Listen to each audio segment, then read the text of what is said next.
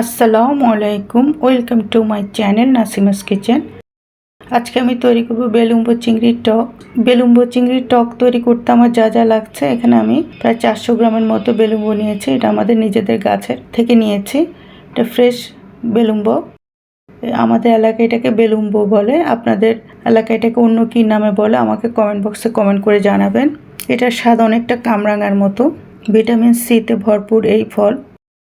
আর তাছাড়া প্রত্যেক সিজনে প্রতিটা ফল খাওয়াই আমাদের শরীরের জন্য দরকার।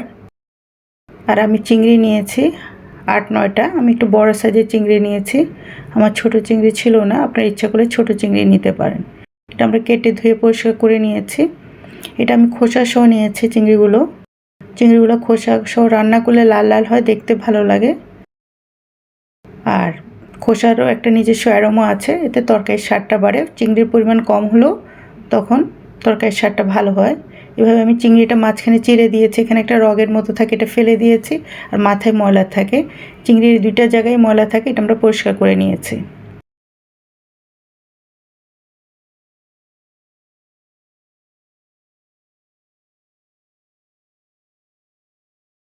এখানে 4-5টা স্প্রিং অনিয়ন নিয়েছি, 5-6টা কাঁচামরিচ, কিছুটা ফ্রেশ ধনিয়া পাতা,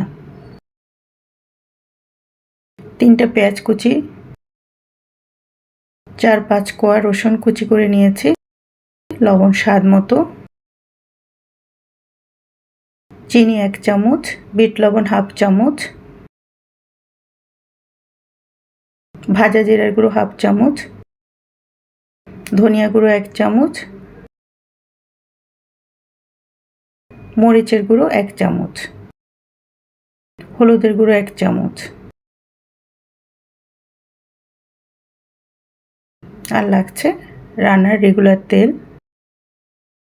বিসমিল্লাহির রহমানির রহিম। আমরা প্রথম বিলম্বগুলো নিলাম, এগুলো আমি আগেই ধুয়ে নিয়েছি।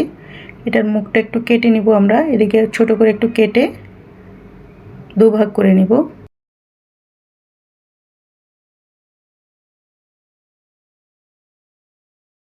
এভাবে দুভাগ করে করার পর যে বিচিটা থাকবে আমরা এভাবে ছুরি দিয়ে এটা ফেলে দেব। খাওয়ার সময় বেলুম্বুর বিচিগুলো মুখে লাগলে ভালো লাগে না, যার জন্য আমরা বিচিগুলো এভাবে করে পরিষ্কার করে নেব। এবার প্রত্যেকটা আমরা কেটে বিচি পরিষ্কার করে নিচ্ছি।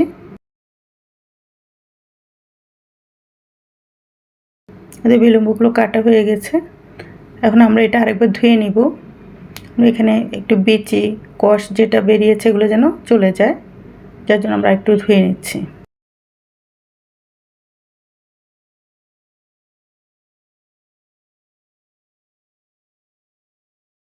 আমরা ধুয়ে উঠিয়ে নিচ্ছি।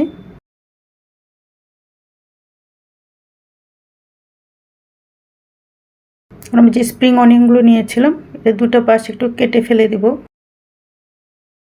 এখন আমরা এটাকে ছোট ছোট স্লাইস করে নিচ্ছি।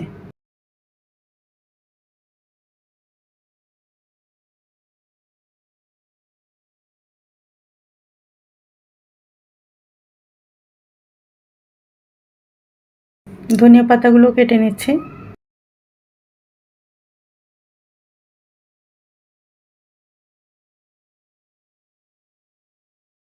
আমাদের কাটা হয়ে গিয়েছে, একটা পিরিজে তুলে নিলাম। চুলে একটা প্যান বসিয়ে দিয়েছি। আমরা দিয়ে দিচ্ছি রান্নার রেগুলার তেল। এখানে আমি 3 চামচের মতো তেল দিলাম। আমি একটু অল্প তেলে রান্না করার চেষ্টা করছি।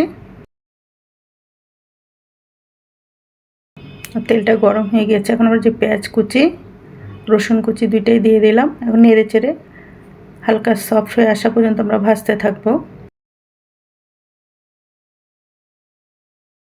দেখুন পেঁয়াজ রসুন নরম হয়ে গিয়েছে। এখন আমরা দিচ্ছি স্বাদ মতো লবণ, হলুদের গুঁড়ো 1 চামচ, মরিচের গুঁড়ো 1 চামচ, ধনিয়া গুঁড়ো 1 চামচ।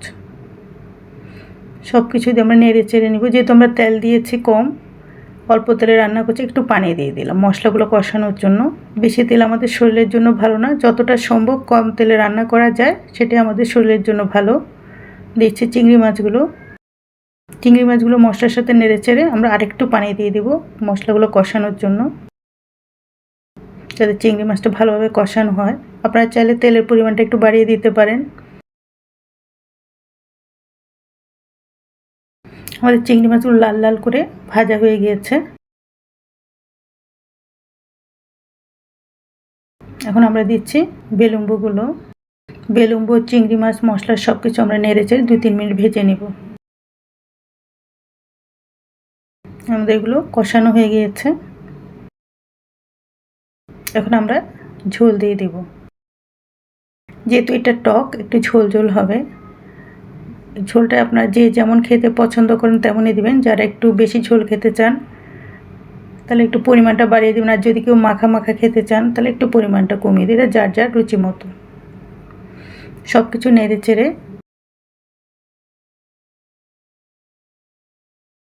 ঢেকে দিলাম 6-7 মিনিটের জন্য। এটা রান্না করতে বেশিক্ষণ সময় লাগে না, যে 7 মিনিট পর খুব সুন্দর একটা অ্যারোমা বেরিয়েছে। চিংড়ি, বেলুম্বো সব কিছু মিশে এগুলো সিদ্ধ হয়ে গিয়েছে।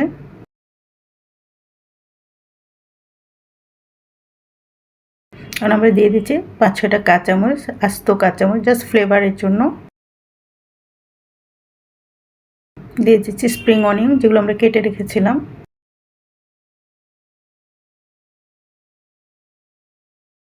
দিয়েছি ভাজা জিরার গুঁড়ো, বিট লবণ, দুটাই দিয়ে দিলাম।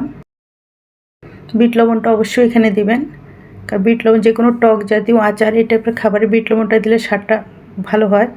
আবার 2-3 মিনিটের জন্য ঢেকে দিলাম। আমাদের বেলুম্বো চিংড়ির টক অলমোস্ট রেডি। আমরা একটু লবণটা চেক করে দেখব কিছু লাগবে কি না। কিছুটা লবণ লাগবে। লবণটা পারফেক্ট না হলে কোনো তরকারি স্বাদের হয় না।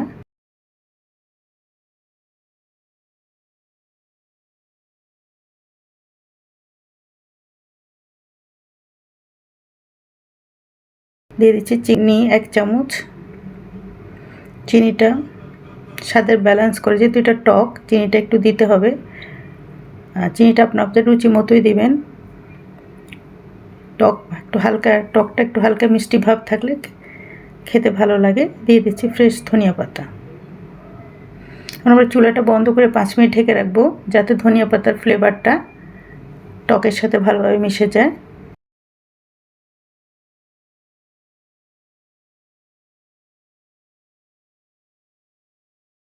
পাঁচ মিনিট পর খুব সুন্দর একটা অ্যারোমা বেরিয়েছে সব কিছু মিশে। এখন আমরা একটা সার্ভিং ডিশে সার্ভ করে দেখাচ্ছি।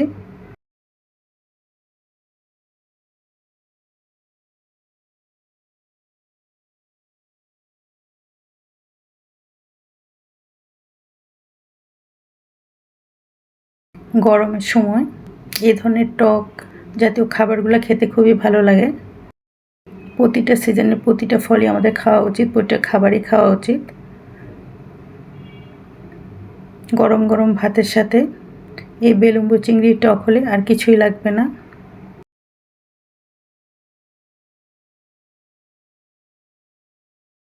উপর থেকে কিছুটা ফ্রেশ ধনিয়া পাতা দিয়ে দিচ্ছি।